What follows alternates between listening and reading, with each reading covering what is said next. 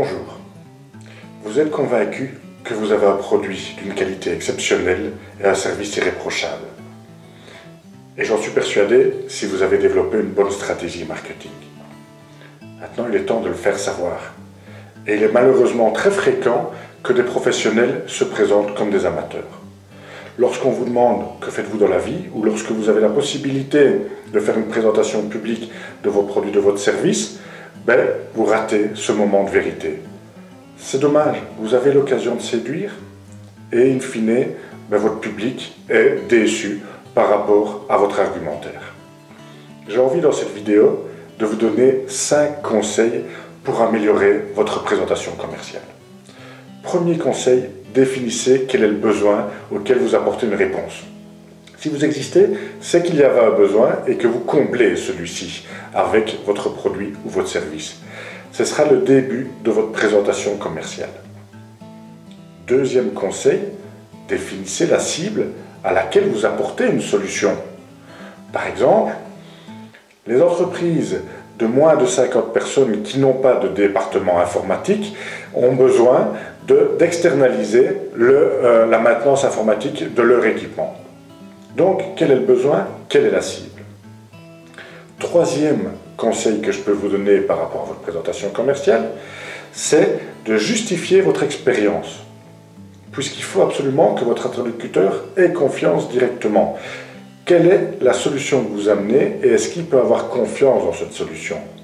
Si vous parlez d'un taux de satisfaction de 90% de votre clientèle durant les 10 dernières années d'expérience, effectivement, vous avez de l'expérience et vous avez un taux de satisfaction justifié.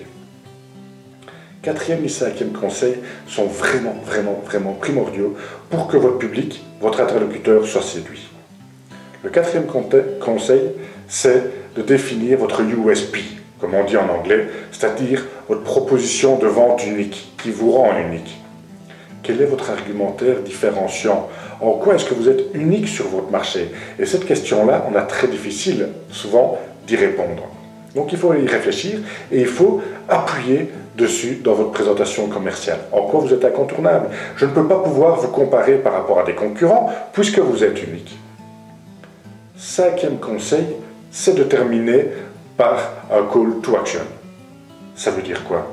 Ça veut dire que si vous terminez votre présentation devant un public, devant un interlocuteur et qui se détourne de vous sans suite, ça n'a servi à rien.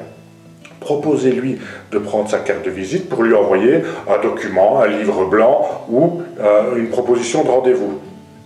Ou bien demandez-lui pour rentrer en relation sur LinkedIn.